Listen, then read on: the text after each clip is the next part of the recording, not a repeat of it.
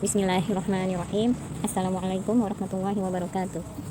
Alhamdulillahilladzi arsala rasulahu bil huda wa dinil haqqi liyudhhirahu 'alad dini kullih. Wa kafa billahi waliyyan wa kafa billahi nasira. Allahumma shalli ala Muhammad wa ala ali Muhammad. Alhamdulillah kita bertemu lagi dalam tartilan kali ini Tahsin Rabu Tilawah Audio Note. Sebelum mulai kita berdoa terlebih dahulu.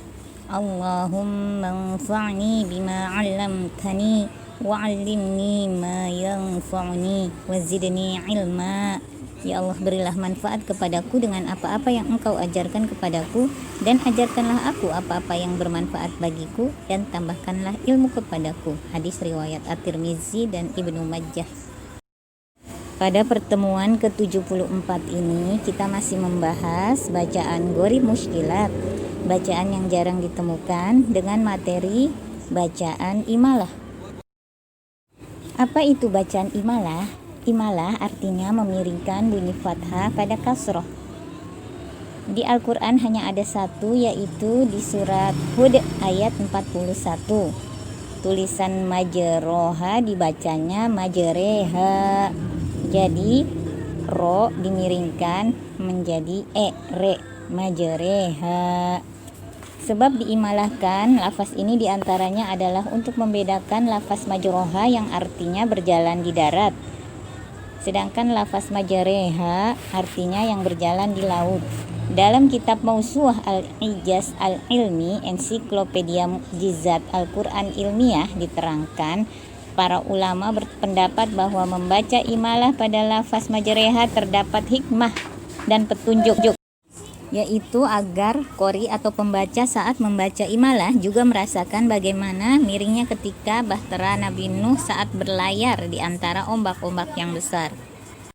Baiklah, untuk setoran ayat adalah surat Hud ayat 41.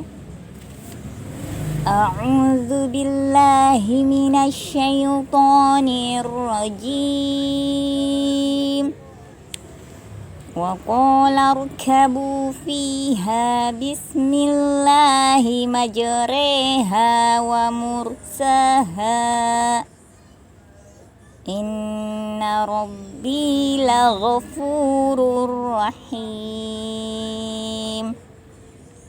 Dan dia berkata, naiklah kamu semua ke dalamnya kapal dengan menyebut nama Allah pada waktu berlayar dan berlabuhnya. Sesungguhnya Tuhanku Maha Pengampun, Maha Penyayang. Surat Hud ayat 41. Pelajaran dari ayat ini, disyariatkannya mengucapkan basmalah ketika berkendara, baik dengan kapal atau yang lain. Ayat ini juga mengandung pesan tentang keharusan tawakal kepada Allah ketika memulai suatu aktivitas maupun setelah persoalan selesai, dan berbaik sangka kepada Allah. Setelah Nabi Nuh bersama pengikutnya masuk ke dalam kapal, dan kapal itu pun mulai berlayar membawa mereka ke dalam gelombang yang tingginya laksana gunung-gunung, dan sebelum itu Nabi Nuh pun memanggil anaknya yang tidak ikut bersamanya ketika dia, yakni Kan'an, anak yang tidak beriman itu, berada di tempat yang jauh dan terpencil. Lalu Nabi Nuh memanggilnya dengan penuh kasih dan harap, wahai anakku, kemari dan naiklah ke kapal bersama kami agar engkau selamat. Dan janganlah engkau tetap dalam keingkaran bersama orang-orang kafir, nanti kamu akan tenggelam binasa. Suatu petunjuk tentang kebenaran risalah walaupun sudah disertai keterangan dan bukti yang kuat tidak akan bermanfaat kecuali bila ada taufik dan hidayah dari Allah. Demikianlah yang bisa saya sampaikan. Mohon maaf apabila banyak kekurangan. Wabillahi taufik wal hidayah. Wassalamualaikum warahmatullahi wabarakatuh.